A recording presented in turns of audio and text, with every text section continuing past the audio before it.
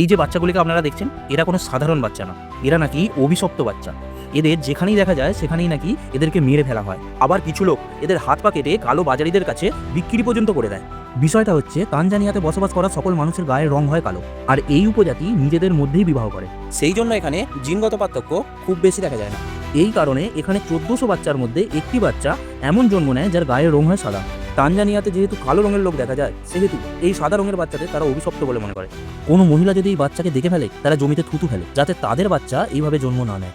এখানকার লোক বেশি শিক্ষিত না হওয়ার কারণে এরা শারীরিক অসুস্থতা বা বিপদ থেকে রক্ষা পাওয়ার জন্য জাদুবিদ্যা বা অলৌকিক ক্ষমতার উপর বিশ্বাস করে। তারা বিশ্বাস করে যদি এই সাদা বাচ্চার শরীরের কোনো অংশ ঔষধি গাছের সাথে জলের সঙ্গে ফুটিয়ে খাওয়া যায়, তাহলে বড় বড় শারীরিক রোগ থেকে মুক্তি পাওয়া যায়।